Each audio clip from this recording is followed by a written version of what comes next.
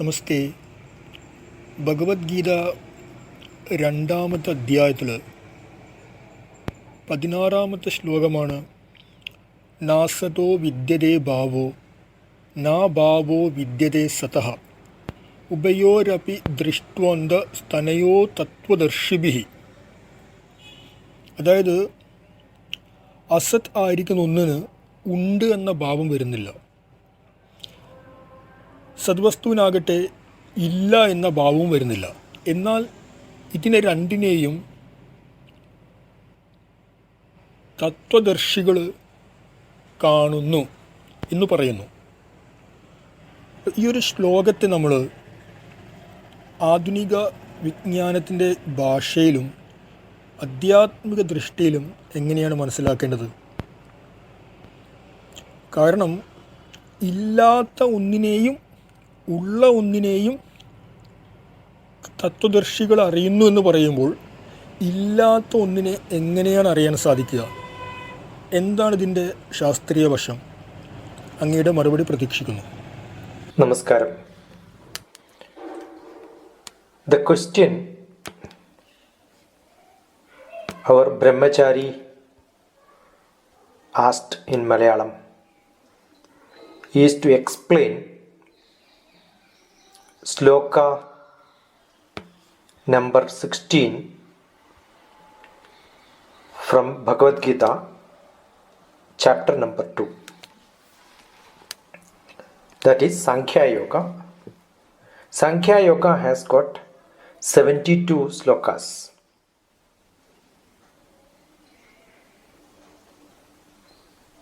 The first part, verses number 1 to 10,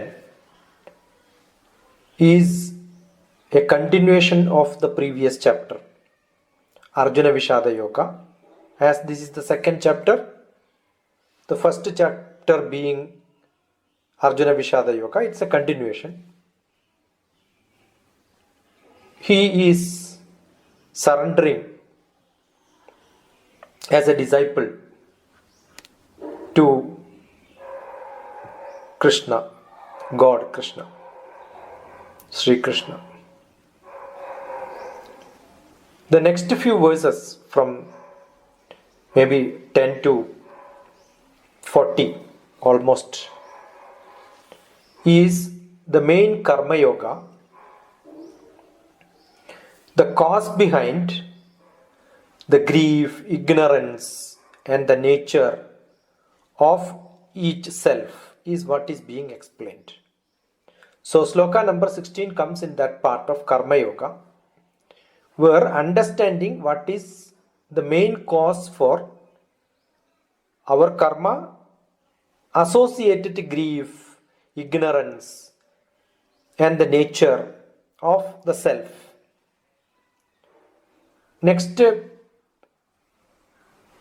from 40 to 50 almost is like Jnana Yoga, which is an introduction to the next subsequent chapters in Bhagavad Gita. Then the Mukti, which is the perfection of man, which will be the end of Bhagavad Gita. So second chapter being the essence of the whole Bhagavad Gita, from 55 to 72 until the last. It's all on the perfection, purification part. So here the question is on the Sankhya Yogam, which is summarized as find a guru and decide what to do, as the content. That is what the whole essence of second chapter. So here one of the most famous or maybe the most prominent sloka is sloka number 16, which could be seen as an answer for Arjuna's surrender and telling that Karpanyadosho pahadasvabhava pruchhami tvam dharma sammudha cheta. Dharma sammudha cheta, which is dharmam? I am confused. I am not able to take a decision.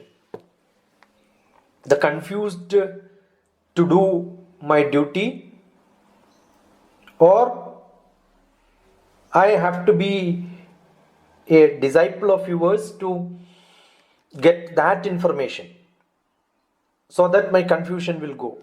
That is where he says, Shadhimam tvam prapannam. I surrender to you. Shishyastheham Shadhimam tvam prapannam. And what Bhagavan has to do when I surrender to you? Yes, Shreya. What gives me that Shreyas, that greatness? Syanishchitvam bruhi tanme. You understand it perfectly and then start giving me that advice. That is what Arjuna is asking to Krishna. But then Bhagavan keep telling him, or the starting of Bhagavad Gita can be seen in the 11th sloka. Ashocyananyashocastvam. Don't be sad. Where Bhagavad Gita ends in the 18th chapter 66th sloka with Mokshaishyami ma shucha. I will give you moksha, ma shucha, don't worry. Beginning he says ashocya, and end he says ma shucha, don't be sad. So within that second chapter 11th sloka to 18th chapter 66th sloka, where Bhagavan takes him from ashocyam, don't think about sadness, to the stage where you don't have to worry. The whole essence of Bhagavad Gita is that. In that, probably in the second chapter, the 16th sloka, it is not as a guru. There are a lot of things as a guru he has to teach his disciple. Taking from the darkness, which is sadness, which is in dukkham, to mashucha, no dukkham, no ignorance, no delusion. And that teaching, as a live guru, when you talk, there are many varieties of gurus: sparsha guru, mantra guru, diksha guru, right? Photo guru, and then live guru. So here it's a live guru. So what he says, he is teaching what? Both karma yoga and jnana yoga. Karma yoga is the religious lifestyle for a healthy dependence, a life mixture of sukham dukkham. But then you don't have to worry about it. There is no sukham dukkham. Dvaidam is not that, it is uniform. All scriptures are meant for intellectually understanding how to respond to this emotional feeling of sukham dukkham. So in the one constitution as a human being, we have got the intellect and the manas, which has got conflicts. The accept the helpless situation. Who says the helpless situation? The buddhi says you are helpless. The manas is having adi, vyadhi, dukkham. He is not able to decide what to be done. Uncontrollable situation. And buddhi is not able to sort out. Then what is to be done? There are only two methods. One with bhakti. Second one with sankalpa shakti. Sankalpa shakti and bhakti are different. Bhakti, you surrender to the devata, your God. That is what common people have. The intellectually, spiritually, atmiya level, higher level people, they have their own auto-suggestion which comes from inside with willpower. That means our own higher nature can be tapped, for which you need to understand. That is why Bhagavad Gita is given. The bhakti comes later. The first start is to think whether your intellect can be potentially used, for the sankalpa can be brought out. That is where Bhagavan says, you have to be more brilliant. You have to be like a dhira. For bhakti, dhirata is not required. When dhirata doesn't work, you have to go to bhakti. So for an intelligent, smart, decisive person who can have his thought process working perfectly well, bhakti may not be required. So when you don't have this, then you have to get into that state of having no sankalpa, but having fully thinking that this is what Bhagavan is. That's why there are a lot of tampering on Arjuna to get his dhira.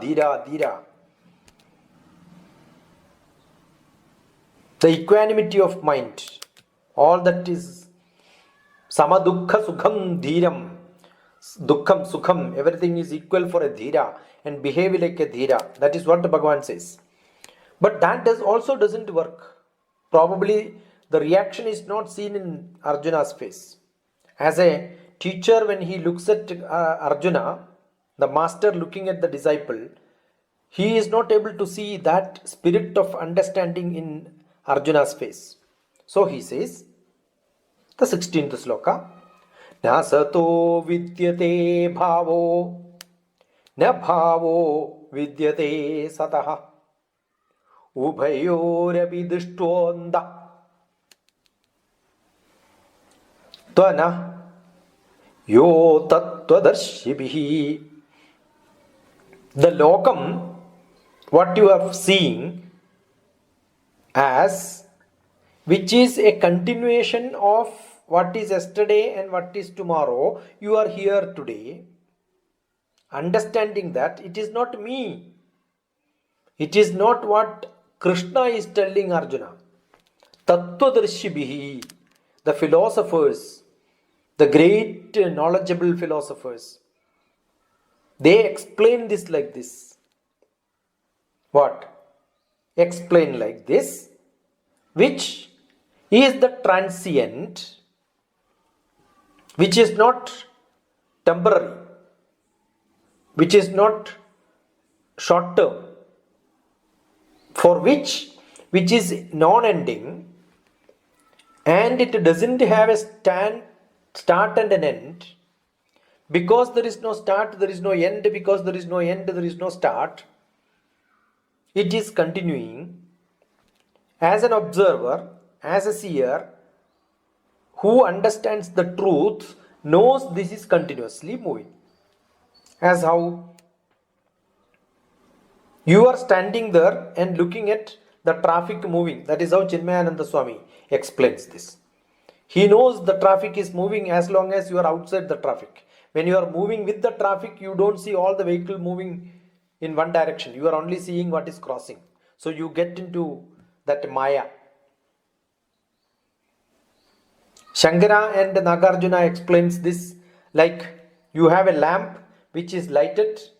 You are seeing the light, but the reason for the light is the lamp, which is made out of brass or a metal or whatever, mud, whatever is the medium. But you don't see the mud, which is the katal, which is the essence, which is the sthai bhavam. That is what is to be understood. That is what is practically knowing. So what does it mean? The whole world, we have got God, individual soul, and the Maya. The three eternal things, if you want to talk, these are the three eternal things.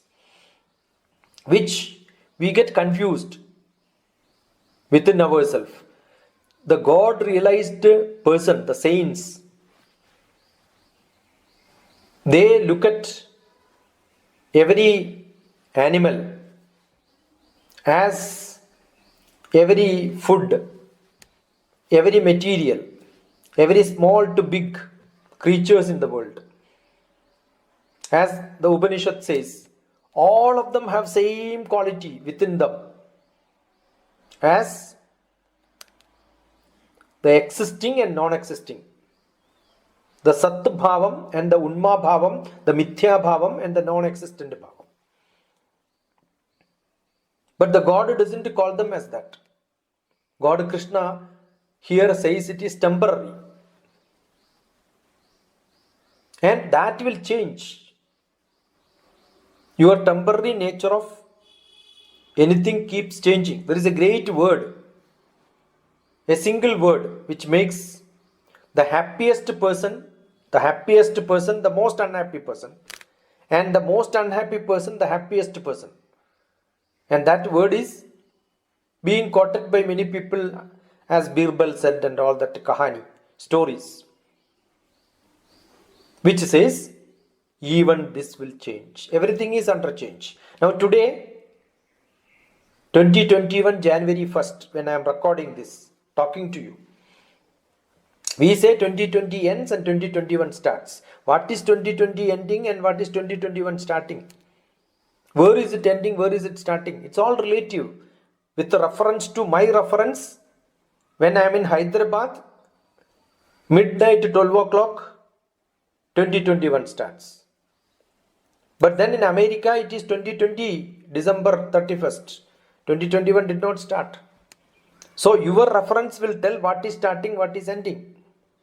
So assume that you are moving along with the earth, or you are outside the earth, where the calendar of 365.25 days, the revolution, the circumambulation, all that doesn't matter for you.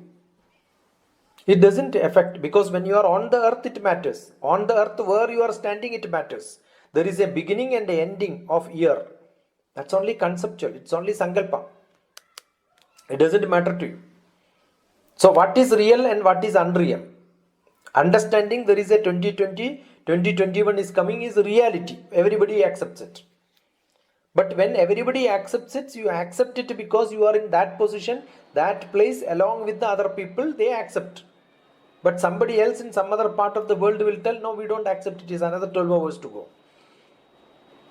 So what is real for me need not be real for somebody else. The way in which we look at it, our awareness, our consciousness, our status tells what is real, what is unreal. So what is unchangeable? Unchangeable is the earth revolution, rotation, the universe. So similarly, the knowledge, which generally people talk about knowledge. What is knowledge? I don't know what I don't know is the first knowledge. If I don't know what I don't know, I know something I want to know which I don't know. So knowing that which I don't know itself is the knowledge. See, for example, I have got confusion between the snake and the rope.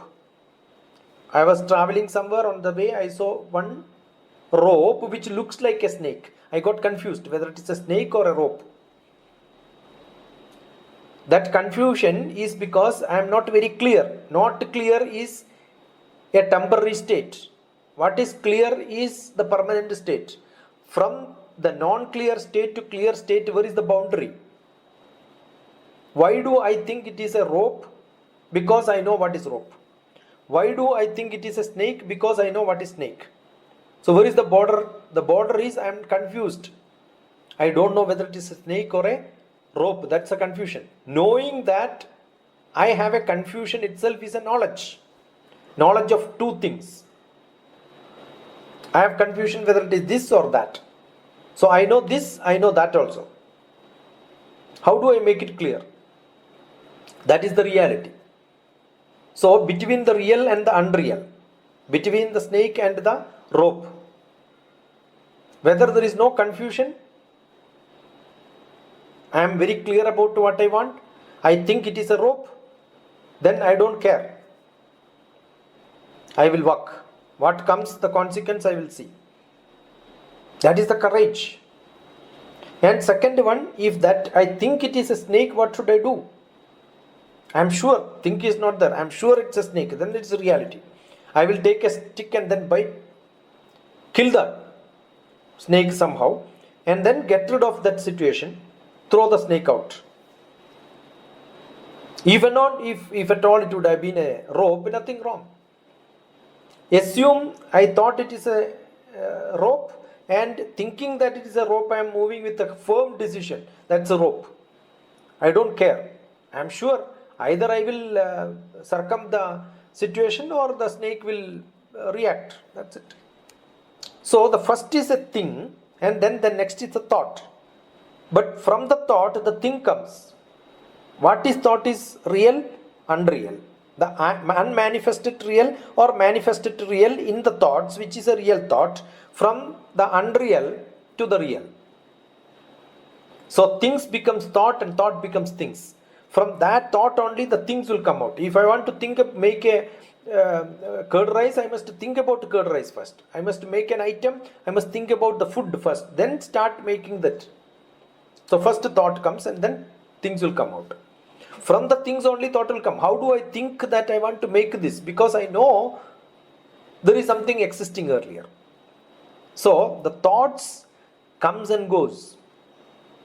The pursuer keep on thinking about what he pursues. What is real gets into his brain, and that becomes a mithya. That is temporary. Shankara and Ramanujan, both, or me and you, or all of us together, say the same thing. It is not very confusing. What is confusing is not there. Now assume, how does this helps us to improve in this world? Every one of us live a mediocre life. We think that we cannot become great, we cannot become good. Don't know what is great and what is good is a different thing. Assume that I wanted to improve my thought in some specific direction. Let that be business, let that be film, let that be making money into business, let that be professional, let that be knowing more, let that be being happy, let that be influencing people, anything. Which all the requirements in the world is only knowledge, fame and money and happiness. Assume you wanted to move into that direction. What is to be done? That is my sankalpa. That's unreal for me. I think that I can never achieve it. Let us make a resolution in 2021 from this Bhagavad Gita sloka, which the brahmachari from Haridwar tempted me to speak. What is the takeaway from this? What is the use of this? What is Bhagavad Gita's practical lesson for all of us to take on this New Year day? Start believing that good things can happen, will happen to me and you only when we associate with which such people, have that company. That is what is called a satsangam. The change my thoughts first. The thoughts will lead to reality. That's what just now we discussed. So first what I should do, my sankalpa has to be moved, thinking from unreal to real. That means I cannot be a mediocre. I wanted to change my life to extraordinary, thrilling life. Change my belief first that it is possible for me to change.